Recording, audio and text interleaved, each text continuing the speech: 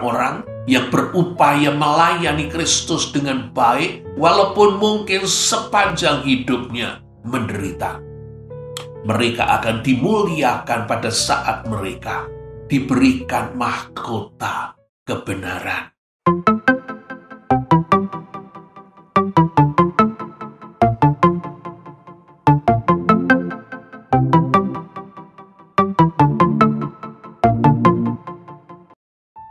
Shalom Bapak Ibu, Saudara-saudari, selamat bertemu kembali bersama dengan saya. Saya akan melanjutkan seri tokoh Paulus bagian yang terakhir. Saya akan mengambil bacaan dari surat Filipi pasal yang ketiga, ayat 10 sampai dengan 17, dengan tema atau judul kata-kata Rasul Paulus, ikutilah teladanku. Mari kita berdoa terlebih dahulu. Ya Tuhan, Tuhan kami, pemilik kehidupan, baik kehidupan seluruh dunia ini maupun secara khusus kehidupan setiap kami. Kami bersyukur untuk setiap hari yang boleh kami terima, untuk kekuatan tubuh, kesehatan, juga untuk apa yang masih boleh kami terima, kami lakukan, bahkan juga yang kami alami. Sekali lagi Tuhan, kami datang di dalam kami membaca dan merenungkan firman Tuhan. Bukakanlah hati kami, berikanlah kami kebenaran Tuhan, pengajaran Tuhan. Sapalah kami secara pribadi sesuai dengan situasi, keberadaan, apa yang menjadi kebutuhan kami. Tolonglah alat yang menjadi perantaraan firman, layakkan, kuduskan, dan mampukanlah ia berkata-kata seturut dengan kehendak Tuhan, tetapi juga agar dapat menyampaikan firman Tuhan dengan benar, dan kata-katanya dapat kami ikuti dan kami mengerti. Mari Tuhan berfirmanlah, oleh karena kami bersedia untuk mendengarkannya.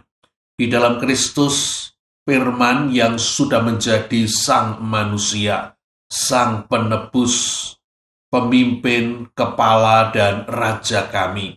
Kami berdoa, kami memohon, kami menyerahkan hidup kami.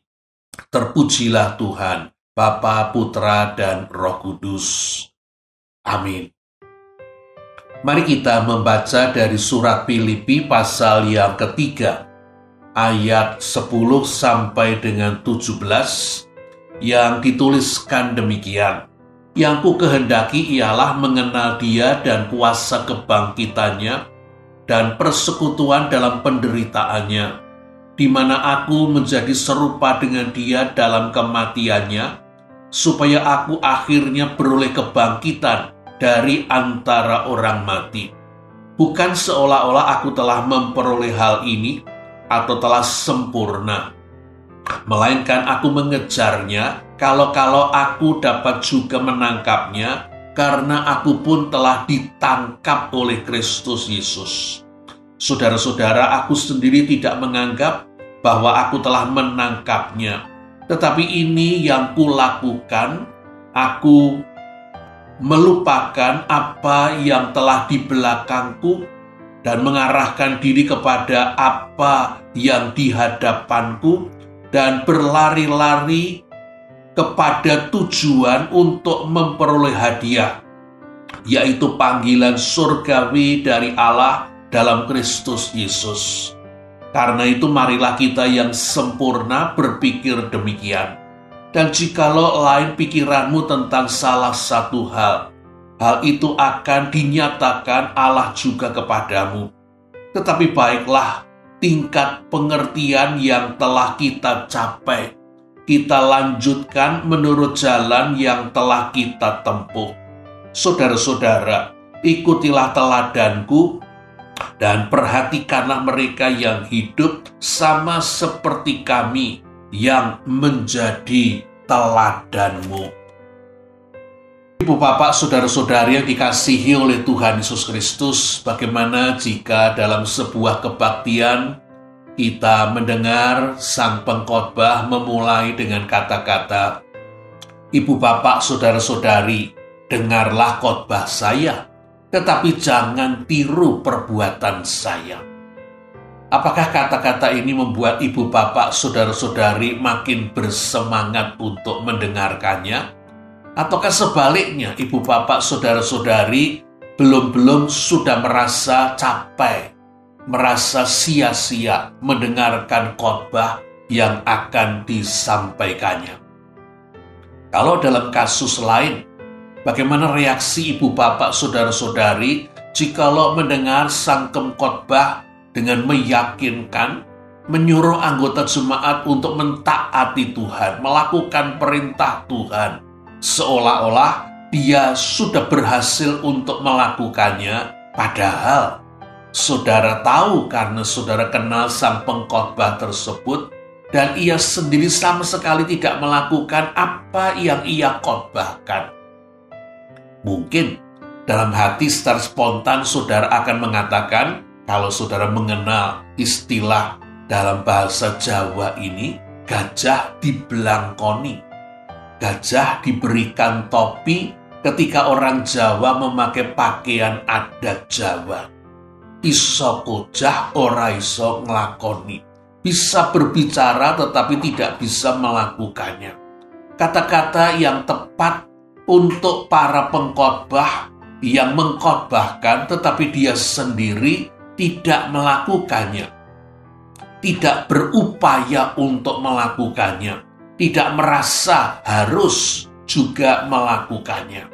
Benar, tidak ada seorang pengkhotbah pun yang mampu untuk sudah melakukan seluruh isi firman Tuhan di dalam kitab suci. Karena itu seorang pengkhotbah juga seringkali harus berkhotbah untuk dirinya sendiri, memasukkan dirinya sebagai yang harus melakukan firman Tuhan tersebut, bukan seolah-olah menyuruh anggota jemaat melakukannya, padahal ia sendiri belum berhasil dan belum melakukannya. Mungkin lebih baik jikalau para pengkhotbah mengatakan firman Tuhan ini untuk saudara-saudara, tetapi juga untuk saya. Mari kita berusaha untuk mentaati dan melakukan firman Tuhan ini dengan sungguh-sungguh, baik saudara maupun saya. Dan pernahkah saudara mendengar seorang pengkhotbah mengatakan, "Lihatlah hidupku dan ikutilah teladanku, karena aku telah memberikan contoh dalam segala yang diperintahkan Kristus." Pernah saudara mendengar seorang pendeta ataupun seorang pengkhotbah berani berkata demikian? Saya rasa Rasul Paulus salah satu yang bisa berkata seperti itu. Di dalam Efesus pasal yang ke-5 ayat pertama, Rasul Paulus memberikan nasihat dan juga perintahnya. Sebab itu jadilah penurut-penurut Allah seperti anak-anak yang kekasih, dan hiduplah dalam kasih. Pertanyaannya adalah, apakah Rasul Paulus sendiri seorang penurut Allah? Iya, Rasul Paulus sungguh-sungguh mengikuti Kristus. Mari kita melihat beberapa pernyataannya. Di dalam surat Filipi, Rasul Paulus menuliskan, "Sebab yang sangat kurindukan dan kuharapkan ialah bahwa aku dalam segala hal tidak akan beroleh malu, melainkan seperti sedia kala demikian pula sekarang, Kristus dengan nyata dimuliakan di dalam tubuhku, baik oleh hidupku maupun oleh matiku. Karena bagiku hidup adalah Kristus dan mati adalah keuntungan. Tetapi jika aku harus hidup di dunia ini, itu berarti bagiku hidup memberi buah." Filipi 1 ayat 20 sampai dengan 22 bagian A. Adakah orang lain pengkhotbah pendeta berani mengatakan seperti kata-kata Rasul Paulus ini? Bahwa dia mengatakan hidupnya adalah Kristus dan mati adalah keuntungan. Dia berusaha untuk tidak membuat Kristus dipermalukan, dengan hidupnya maupun dengan kematiannya.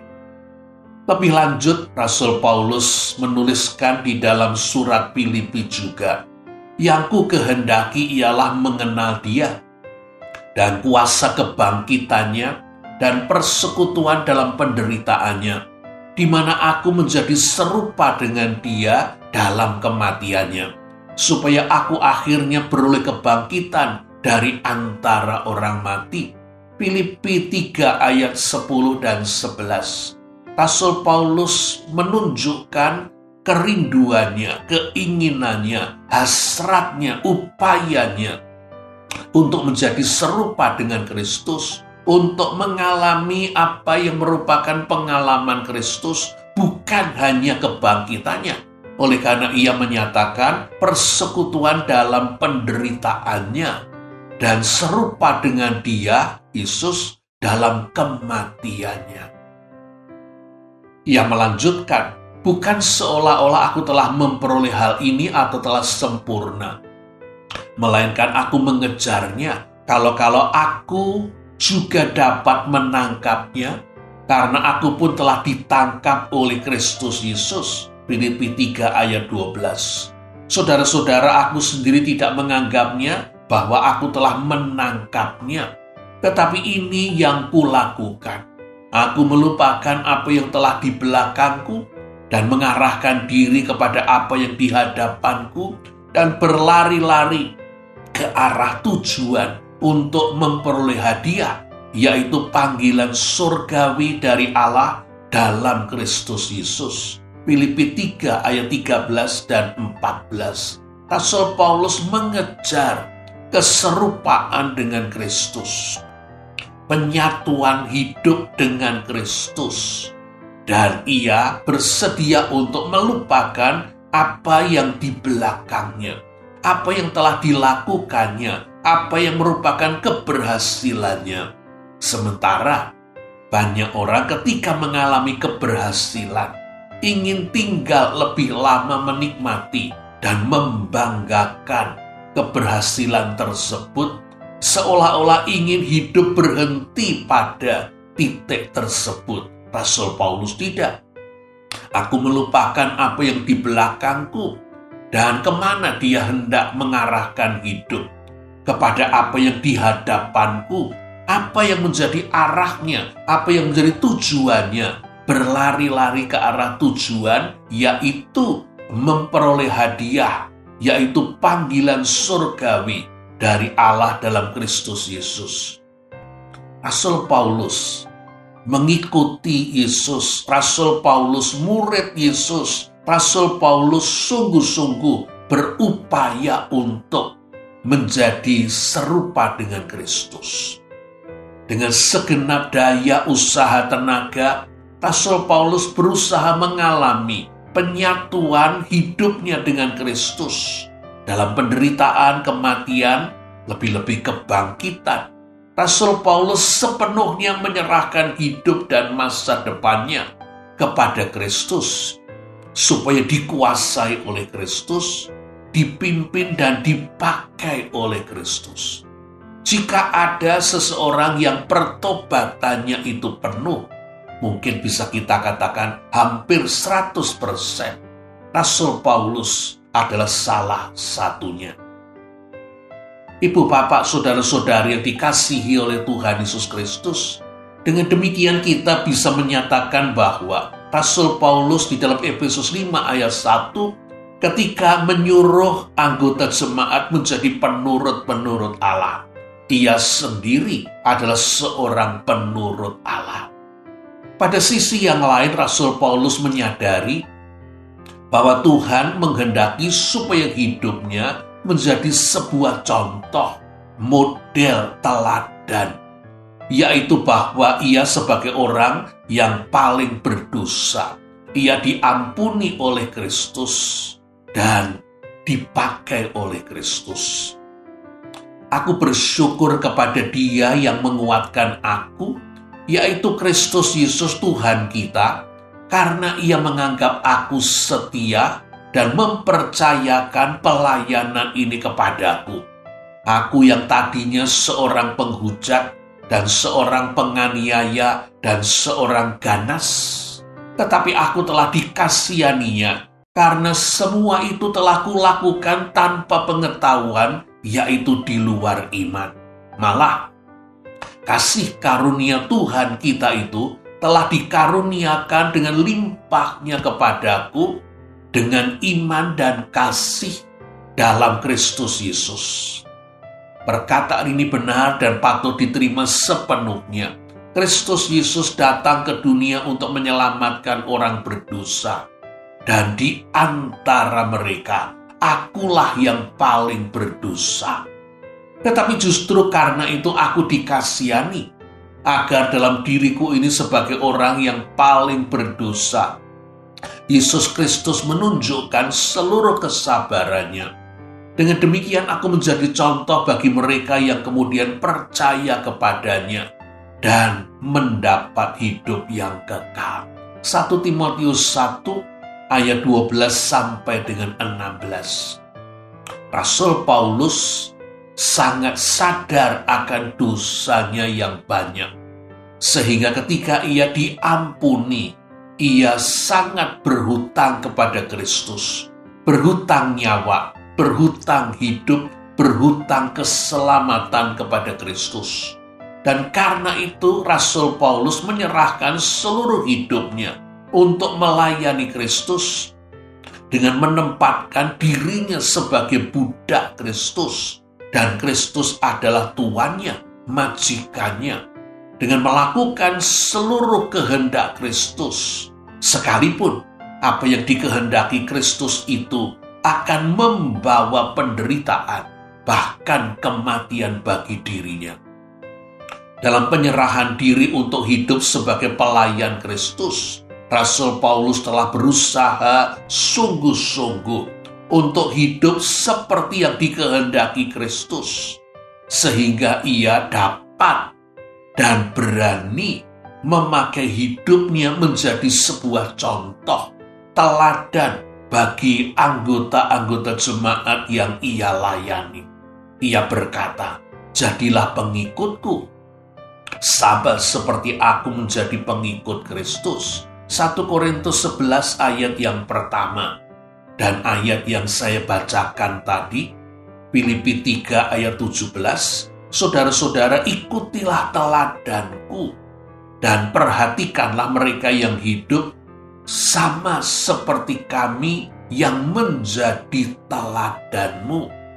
Di bagian lain ia mengatakan, peganglah segala sesuatu yang telah engkau dengar daripadaku sebagai contoh ajaran yang sehat, dan lakukanlah itu dalam iman dan kasih dalam Kristus Yesus. 2 Timotius 1 ayat yang ke-14.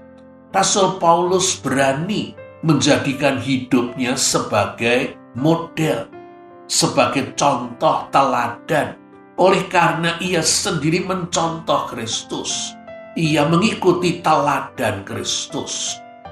Dia mengatakan dalam 2 Timotius 1 ayat 14, ajarannya adalah contoh ajaran yang sehat. Tetapi apakah Rasul Paulus hanya berbicara soal keteladanan dalam hal memegangi ajaran Kristus? Tidak. Mari kita lihat. Di dalam 2 Timotius 3 ayat yang ke-10, Rasul Paulus berkata kepada anak didiknya Timotius, Tetapi engkau telah mengikuti ajaranku, cara hidupku, pendirianku, imanku, kesabaranku, kasihku, ketekunanku. Rasul Paulus berani menyebutkan apa yang sesungguhnya sudah diikuti, dicontoh, dijadikan teladan oleh Timotius. Bukan hanya soal ajaran, tetapi ia mengatakan cara hidup, pendirian, iman, kesabaran, kasih, dan ketekunan. Siapa pengkhotbah pendeta yang berani berkata seperti Rasul Paulus? Bahkan bukan hanya dalam tugas sebagai pelayan Kristus, tetapi juga dalam kehidupan sehari-hari, dalam mencukupi kebutuhan hidup, dalam bekerja sebagai seorang pembuat tenda, Rasul Paulus juga mengatakan, sebab kamu sendiri tahu bagaimana kamu harus mengikuti teladan kami, karena kami tidak lalai bekerja di antara kamu, dan tidak makan roti orang dengan percuma. Tetapi kami berusaha dan berjerih payah siang malam, supaya jangan menjadi beban bagi siapapun di antara kamu. Bukan karena kami tidak berhak untuk itu, melainkan karena kami mau menjadikan diri kami teladan bagi kamu, supaya kamu ikuti. 2 Tesalonika 3 ayat 7 sampai dengan 9. Rasul Paulus ingin untuk mandiri, swasembada, tidak ingin untuk memberatkan jemaat-jemaat. Tetapi pada sisi yang lain, dengan ia mandiri mencukupi kebutuhannya sendiri, tidak bergantung pada pemberian sponsor. Ia tidak dikuasai oleh orang-orang yang memberikan bantuan. Bukankah kadang-kadang para pendeta dari gereja kaya yang menerima banyak pemberian dari orang-orang kaya kesulitan untuk berkhotbah dengan kritis tentang kekayaan, tentang hidup orang-orang kaya, mungkin takut kalau sumber dananya menghentikan bantuannya, pemberiannya? Rasul Paulus tidak. Dan mari kita percepat. Sampai menjelang akhir hidupnya, Rasul Paulus meyakini bahwa ia telah melakukan bagiannya. Tugas dari Kristus sudah ia lakukan dengan baik. Ia berani berkata bahwa ia telah mencapai garis akhir. Mengenai diriku, darahku sudah mulai dicurahkan sebagai persembahan, dan saat kematianku sudah dekat. Aku telah mengakhiri pertandingan yang baik. Aku telah mencapai garis akhir dan telah memelihara iman. Sekarang telah sedia bagiku mahkota kebenaran yang akan dikaruniakan kepadaku oleh Tuhan, Hakim yang adil pada harinya. Tetapi bukan hanya kepadaku, melainkan juga kepada semua orang yang merindukan kedatangannya.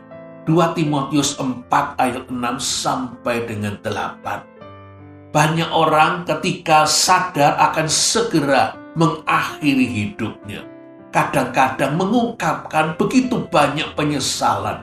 Hal-hal yang mestinya dilakukan, dikerjakan, tetapi belum dilakukan dan dikerjakan. Hal-hal yang mestinya tidak dikerjakan, justru dikejar dan dilakukan, tetapi semua sia-sia. Bagaimana Rasul Paulus ketika akan mengakhiri hidupnya? Ia mengakhiri hidupnya dengan yakin bahwa ia sudah mengerjakan apa yang ditugaskan tuannya. Kalau dalam pertandingan ia sudah bertanding dengan baik, dan ia sudah mencapai garis akhir, finish. Ia telah memelihara iman, dan ia telah melakukan penugasannya, memuliakan Kristus dan melayani Kristus. Karena itu ia meyakini bahwa Tuhan akan memberikan kepadanya mahkota kebenaran. Tetapi juga orang-orang yang berupaya melayani Kristus dengan baik, walaupun mungkin sepanjang hidupnya menderita. Mereka akan dimuliakan pada saat mereka diberikan mahkota kebenaran. Bapak, Ibu, saudara-saudari yang dikasihi oleh Tuhan Yesus Kristus, Rasul Paulus di dalam mengikuti apa yang dilakukan Yesus Kristus, salah satunya adalah Rasul Paulus mencontoh pola pelayanan Tuhan Yesus. Tuhan Yesus mendidik murid-murid, maka Rasul Paulus pun melakukan hal ini. Dalam melakukan pekabaran Injil, Rasul Paulus selalu mengajak rekan yang biasanya, dugaan saya, adalah orang yang sedang ia muridkan. Rasul Paulus hendak mengajak muridnya ini untuk melihat apa yang ia kerjakan, Sebagaimana Yesus mengajak murid-muridnya untuk hidup bersama dengan dirinya dan melihat bukan hanya apa yang dilakukan ketika di hadapan orang banyak, seperti para pendeta ketika berkhotbah, tetapi melihat ketika mereka sedang ada dalam keadaan tidak melayani. Ketika Yesus tidak berkhotbah, ketika para pendeta ada di Roma, ketika mereka dalam keadaan sehari-hari, apakah mereka hidup dengan benar, dengan saleh, dengan sesuai dengan firman Tuhan? Paulus hendak mengajak murid-muridnya melihat dirinya dan melihat apa yang kemudian dilakukannya dalam pelayanannya, supaya murid-muridnya dengan melihat, tahu, dan kemudian juga mencontoh bisa pada akhirnya mereka pun mampu untuk melakukannya sendiri. Mungkin jikalau kita kumpulkan, kita bisa mendapatkan beberapa orang yang bisa kita kategorikan ini adalah murid-murid Rasul Paulus. Yang pertama Silas, lalu Tikhikus, lalu juga Trofimus, Timotius, Titus, mungkin juga tabib Lukas, dan juga Kreskes, dan mungkin masih ada nama-nama yang lain. Oleh karena Rasul Paulus dalam kenyataannya tidak berhasil memuridkan semua orang yang mungkin hendak ia jadikan muridnya. Salah satu yang paling terkenal yang ia sebutkan adalah Dimas. Karena Dimas telah mencintai dunia ini dan meninggalkan aku. Ada dalam surat 2 Timotius pasal yang keempat. Di dalam surat Filipi, Rasul Paulus kita baca sangat mengandalkan muridnya, dalam hal ini Timotius.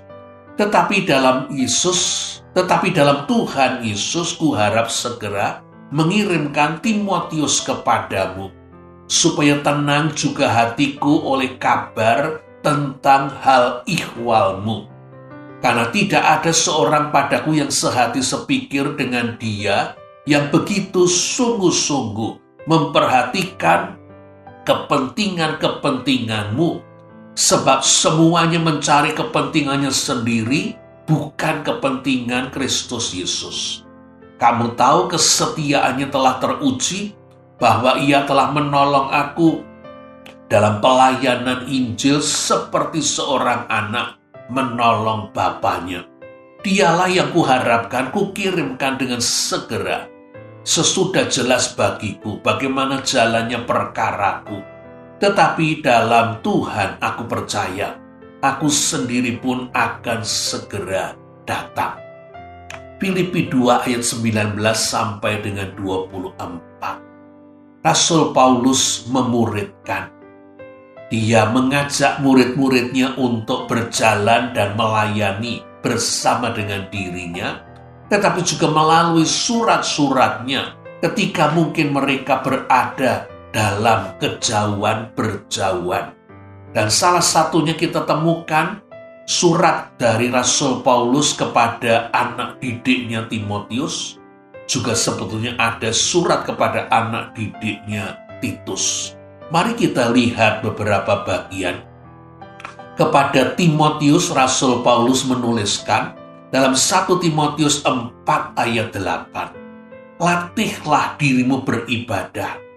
Latihan badani sedikit gunanya, tetapi ibadah berguna dalam segala hal, karena mengandung janji, baik untuk hidup ini maupun untuk hidup yang akan datang. Rasul Paulus terus mengingatkan, Rasul Paulus terus mengajar. 1 Timotius 4 ayat yang ke-12. Jangan seorang pun menganggap engkau rendah karena engkau muda. Jadilah teladan bagi orang-orang percaya dalam perkataanmu, dalam tingkah lakumu, dalam kasihmu, dalam kesetiaanmu, dalam kesucianmu. Rasul Paulus membesarkan hati. Rasul Paulus memberikan dorongan. Rasul Paulus menunjukkan yang penting bukan soal usia, ketuaan, tetapi yang penting soal keteladanan. Oleh karena banyak orang tua, tetapi tidak bisa dijadikan teladan.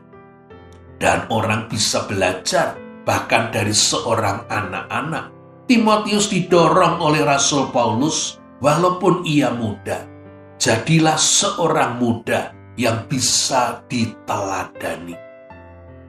Di dalam 1 Timotius 4 ayat 13, Rasul Paulus kembali mengingatkan Timotius, sementara sampai aku datang, bertekunlah dalam membaca kitab-kitab suci, dalam membangun dan mengajar.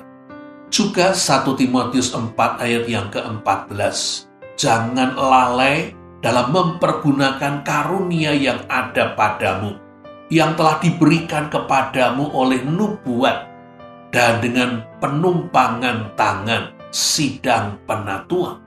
Ayat yang ke-15 dari 1 Timotius 4. Perhatikanlah semuanya itu dan hiduplah di dalamnya, supaya kemajuanmu nyata kepada semua orang. Ayat 16. Awasilah dirimu sendiri dan awasilah ajaranmu.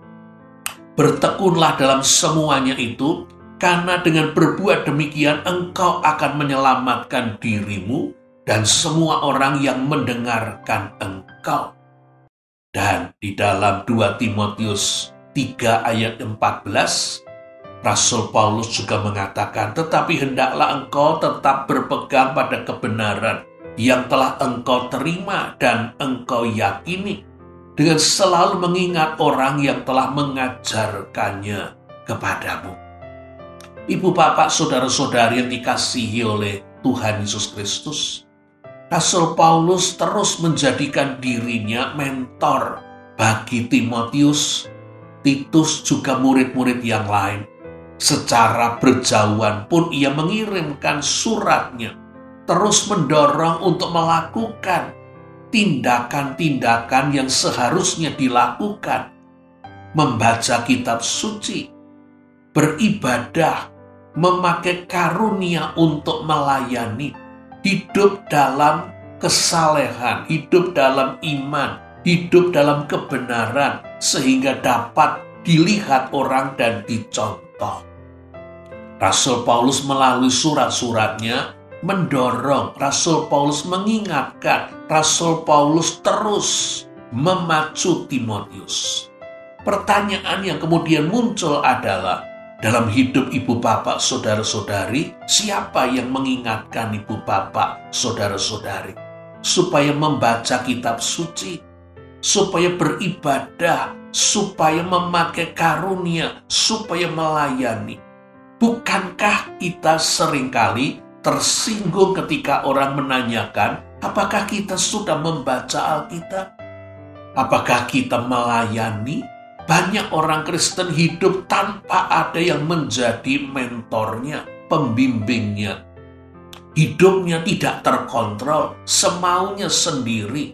Dan seringkali hidup yang semaunya sendiri, lebih ditarik dunia ini, melakukan hal-hal yang mungkin dianggap tidak berdosa, bekerja, mencari nafkah, mengumpulkan uang, bahkan mungkin juga dengan alasan uangnya akan dipakai untuk pelayanan. Tetapi secara spiritual, ia tidak bertumbuh, ia tidak mengupayakan hidup spiritualnya. Ia orang duniawi, bukan orangnya Tuhan. Apakah ibu bapak, saudara-saudari tidak merasa butuh seorang pembimbing dan mentor? Apakah ibu bapak, saudara-saudari seorang murid Kristus, dan karena itu harus ada dalam proses dimuridkan? Rasul Paulus mengikuti Yesus. Ia menjadi muridnya Yesus, pengikutnya Yesus, dan ia memanggil orang menjadi muridnya, menjadi pengikutnya, untuk ia bawa kepada Yesus. Menjadi murid Kristus, menjadi pengikut Kristus. Dalam situasi-situasi yang sulit, Rasul Paulus tetap terus mendorong murid-muridnya. Dalam hal ini saya bacakan bagian untuk Timotius. 1 Timotius 6 ayat 2b sampai dengan 4a. Ajarlah dan nasihatkanlah semuanya ini.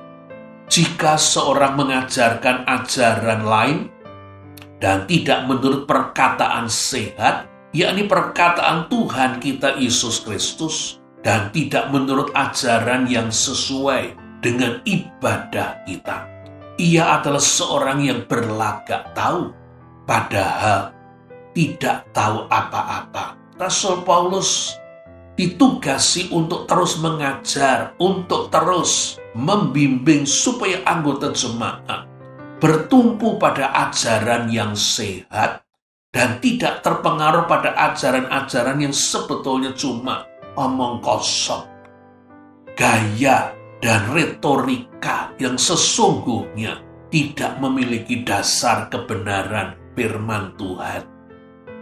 Di hadapan Allah dan Kristus Yesus yang menghakimi orang-orang yang hidup dan yang mati, aku berpesan dengan sungguh-sungguh kepadamu, kepada Timotius, demi penyataannya dan demi kerajaannya, beritakanlah firman, siap sedialah baik atau tidak baik waktunya, nyatakanlah apa yang salah, tegurlah dan nasihatilah dengan segala kesabaran dan pengajaran. Karena akan datang waktunya orang tidak dapat lagi menerima ajaran yang sehat, tetapi mereka mengumpulkan guru-guru menurut kehendaknya untuk memuaskan keinginan telinga dari kebenaran dan membukakannya bagi dongeng. Tetapi kuasailah dirimu dalam segala hal, sabarlah menderita, lakukanlah pekerjaan pemberita Injil, dan tunaikan tugas pelayananmu. 2 Timotius 4 ayat 1 sampai dengan 5. Zaman akan menjadi semakin sulit. Orang akan semakin menutup telinga terhadap firman. Rasul Paulus menasihati supaya Timotius terus tetap tekun melakukan tugas pemberitaan firman. Bukan hanya firman yang ia katakan melalui mulutnya, tetapi juga firman yang ia beritakan dengan hidupnya. Tetapi kuasailah dirimu dalam segala hal, sabarlah menderita, supaya hidup Timotius menjadi peragaan dari firman untuk menyelamatkan orang-orang dari ajaran-ajaran palsu, dari tarikan dunia, guru-guru yang hanya akan membawa orang mencari keinginannya, hawa nafsunya. Ibu, bapak, saudara-saudari yang dikasihi oleh Tuhan Yesus Kristus, akhirnya Rasul Paulus pun akan mendorong murid-muridnya mengikuti dirinya dan apa yang ia contoh dari Kristus, yaitu Rasul Paulus mendorong murid-muridnya untuk menjadi guru, pembimbing, mentor, untuk mencari murid. Di dalam 2 Timotius 2 ayat yang kedua, Rasul Paulus menulis, apa yang telah engkau dengar daripadaku di depan banyak saksi, percayakanlah itu kepada orang-orang yang dapat dipercayai, yang juga cakap mengajar orang lain. Rasul Paulus menugasi murid-muridnya supaya mereka melihat, mengawasi, mencari tahu siapa di antara orang-orang yang bisa dijadikan sebagai murid mereka, orang-orang yang bisa dipercayai, bahkan orang-orang yang cakap untuk mengajar, sehingga apa yang mereka percayakan kepada mereka, selain mereka percayai, juga akan mereka ajarkan kepada orang lain. Rasul Paulus mengikuti apa yang dilakukan oleh Yesus, yaitu dia mempraktekkan, melakukan, mengerjakan pemuritan. Apakah gereja masih mengerjakan pemuritan? Mengikuti apa yang dilakukan Kristus dan mengikuti apa yang dilakukan Rasul Paulus? Dan jikalau gereja tidak melakukan pemuritan seperti yang dilakukan Kristus dan Rasul Paulus, Lalu apa yang dilakukan gereja? Dan yang bukan pemuritan itu dilakukan mengikuti perintah dan teladan siapa? Apakah ini masih gerejanya Kristus? Di dalam sejarah gereja ada cerita tentang dua orang hamba Tuhan pada abad ke-18. Sama-sama bekerja dengan tekun, dengan seluruh daya dan usaha mereka. Sehingga ketika zaman lewat, mereka dikatakan sebagai pengkhotbah besar abad 18 di Inggris. Yang saya maksudkan adalah John Wesley dan George Whitefield. Mereka berdua berteman, tetapi mereka tidak sepakat dalam dogma dan doktrin. John Wesley lebih mengikuti ajaran Arminian, dan George Whitefield lebih memegangi ajaran Calvin. Walaupun mereka berbeda dalam ajaran ini, tetapi mereka bersahabat walaupun tidak sepakat. Mungkin pada saat itulah muncul kata-kata dari John Wesley. Mereka sepakat untuk tidak sepakat. Dan hasil pelayanan John Wesley ternyata berlanjut terus.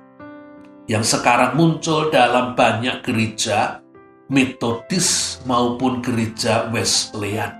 Sedangkan hasil pelayanan George Whitefield bisa dikatakan lenyap bersama dengan meninggalnya dia. Dan inilah yang kemudian menjadi penyesalan George Whitefield, bahwa ia gagal untuk mengadopsi metode pelayanan John Wesley. George Whitefield mengatakan, saudara saya Wesley bertindak bijaksana. Jiwa-jiwa yang dibangunkan melalui buah pelayanannya, ia masukkan ke dalam kelas. Maksudnya kelompok-kelompok kecil yang terus dikelola. Sehingga buah pelayanannya, pelayanan Wesley, bertahan. Saya mengabaikan ini, sehingga orang-orang yang sudah saya bawa kepada Kristus tercerai-berai. Ibu, bapak, saudara-saudari yang dikasihi oleh Tuhan Yesus Kristus, seberapa kita mengikuti teladan Yesus? Seberapa kita mengikuti teladan Rasul Paulus? Apakah kita ini seorang murid Kristus? Apakah kita berusaha untuk dengan total mengikuti hidup Kristus dan memegangi perintahnya sebagai perintah dari majikan, sementara kita adalah budaknya? Apakah kita berusaha untuk meneruskan pekerjaan yang Kristus percayakan kepada gereja dan kepada kita? Apakah kita sibuk seperti Rasul Paulus, sibuk hidup untuk Kristus? Ibu, bapak, saudara-saudari, juga saya sibuk mengerjakan apa? Apakah kita dapat dinilai sebagai seorang murid yang baik dari Kristus? Apakah ibu, bapak, saudara-saudari bersedia untuk mencari mentor, pembimbing, supaya ada orang yang menolong kita, mengawasi kita, termasuk seperti Timotius, disuruh menegur bila ada anggota jemaat yang salah, supaya hidup kita ini diawasi, diluruskan, didorong, dipacu, supaya hidup kita maju, supaya spiritualitas kita maju, berkembang, bukan mandek, membanggakan keberhasilan masa lalu, sementara kemarin sudah berlalu tadi malam. Hari ini sudah bukan kemarin, hari ini ada tugas panggilan baru. Adakah saudara-saudara terpanggil dan memutuskan untuk hidup dalam metode Yesus, metode Rasul Paulus, metode John Wesley, yaitu pemuritan? Jika gereja saudara ternyata tidak mengadakan program pemuritan, tetapi Alkitab, Kristus mengajarkan pemuritan, ibu bapak dapat belajar di tempat di mana pemuritan diterapkan dan dilakukan. Ibu, bapak, saudara-saudari yang dikasihi oleh Tuhan Yesus Kristus, siapa orang-orang dalam kehidupan di sekeliling saudara yang bisa menjadi gambar kehidupan Yesus secara nyata, real, hidup sebagai rasul kasih, hidup sebagai pemberita firman yang murni, hidup sebagai seorang yang menjadi bentara kerajaan Allah. Adakah saudara menemukan orang yang seperti ini, yang bisa saudara contoh dan saudara jadikan teladan? Dan bila ternyata makin sedikit orang-orang yang bisa menjadi seperti Kristus, Rasul Paulus, maka Tuhan menghendaki supaya kita menjadi orang-orang yang berupaya sungguh-sungguh untuk menjadi terang dunia, bukan terang di bawah gantang, bukan cuma terang di dalam hidup kita batinia, terang yang kelihatan, terang di rumah kita, terang di tempat kerja dan kuliah, terang di tengah masyarakat, bahkan terang di tengah kehidupan berjemaat. Karena banyak kali kehidupan berjemaat bisa jadi sesungguhnya yang hadir banyak yang bukan terang. Panggilan Kristus supaya kita menjadi surat terbuka yang bisa dibaca orang-orang tentang Kristus yang ada di dalam diri kita, yang memimpin hidup kita, yang bahkan bertindak memakai hidup kita. Ibu, bapak, saudara-saudari yang dikasihi oleh Tuhan Yesus Kristus, pertanyaan untuk saya dan untuk ibu, bapak, saudara-saudari adalah, apakah hidup kita ini dapat dijadikan teladan? Dalam hal apakah orang akan bisa mencontoh dan menjadikan hidup kita ini model? Dan pertanyaan ini berarti usaha untuk kita mawas diri. Dalam hal apa ternyata kita masih belum bisa dijadikan model dan teladan. Bahkan mungkin saya berharap tidak. Saya dan ibu bapak justru masih menjadi batu sandungan.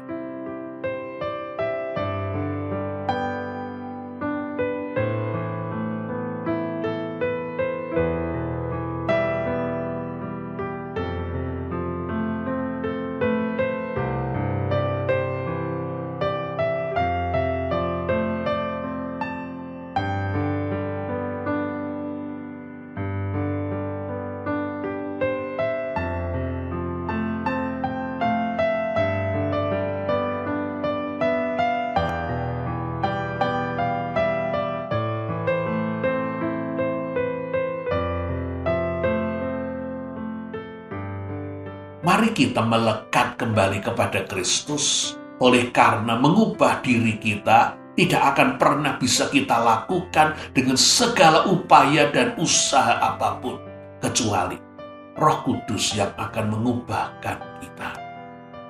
Panggilan kita menjadi murid dan tugas kita pada gilirannya adalah memuridkan orang lain. Apakah ibu bapak tidak merasa bahwa ketika kita mengakhiri hidup kita, hal ini pasti akan ditanyakan Kristus kepada setiap kita, saya, tetapi juga ibu, bapak, saudara. Dan apa jawaban saudara? Apa jawaban saya? Apa jawaban kita?